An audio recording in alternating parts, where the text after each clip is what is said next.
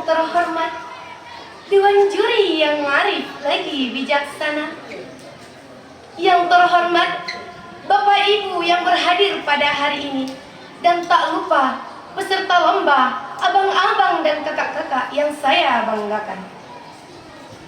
Alhamdulillahil malikid dayyan, assalatu wassalamu ala Muhammadin nabiyyi waladi adnan, wa ala alihi wa ashabihi wa sahbihi wa tabi'ihi ala marri zaman.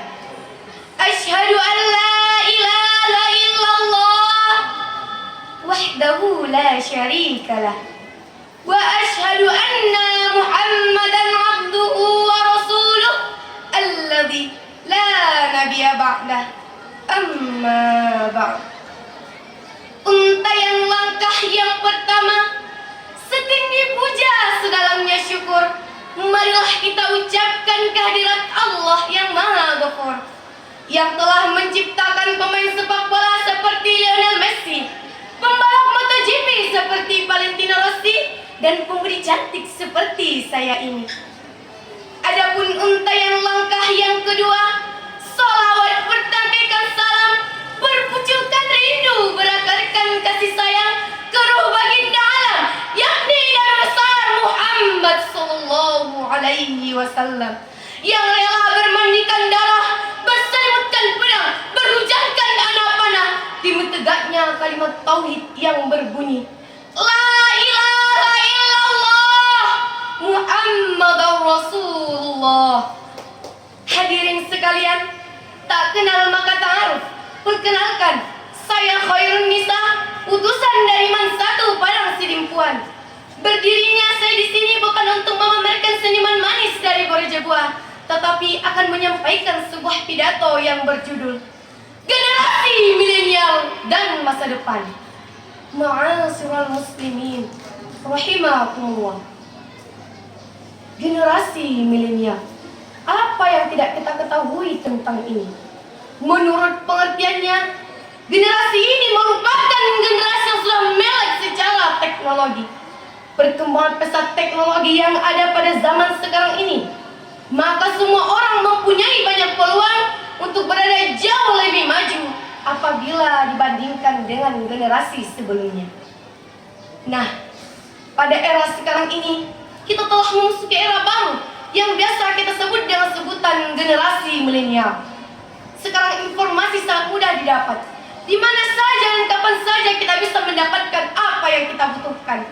Namun terkadang, karena kemudahan inilah, kita tidak bisa memilah mana informasi yang baik dan mana yang tidak pantas. Dunia menjadi semakin tanpa batas, dikarenakan kita para pemuda bangsa, para generasi muda, hanya mengikuti trennya dunia maya yang semakin buruk, tanpa memfilternya sama sekali.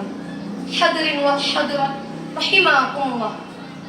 Di era milenial sekarang ini, banyak generasi muda yang memakai aplikasi seperti WA, Facebook, TikTok, Twitter, Instagram, dan lain sebagainya. Foto di sana, foto di sini, upload status. Jumpa sama teman, upload status. Pergi berbelanja, upload status. Bahkan bergoyang-goyang sekalipun di depan semua orang, ia tidak punya rasa malu. Na'udzubillahi min dzalik. Itulah kita para saudara-saudariku yang sekalian, yang selalu mengikuti trennya dunia maya tanpa memikirkan apa dampak positif dan apa dampak negatif dari tren tersebut. Hal ini sangat bergantung dari siapa saja yang menggunakannya. Apakah dia dapat memanfaatkan ilmu teknologi itu dengan baik atau malah sebaliknya. Oleh sebab itu, pemuda yang lahir pada era ini harus benar-benar mampu bisa memanfaatkan ilmu teknologi yang ada untuk kemajuan. Pesatnya perkembangan teknologi yang ada pada era sekarang ini juga menuntut para pemuda bangsa yang lahir pada era ini harus memiliki kecerdasan dan kinerja yang semakin tinggi agar terhindar dari hal-hal negatif dan dapat merusak pengguna teknologi itu sendiri. Saudara-saudari yang saya hormati, pemuda merupakan generasi muda yang berpengaruh besar terhadap proses pembangunan suatu bangsa, yang dapat mengubah pandangan satu-satunya yang bisa mengembangkan ide-ide yang kreatif, berilmu dan berwawasan yang luas berdasarkan kepada nilai dan norma yang ada.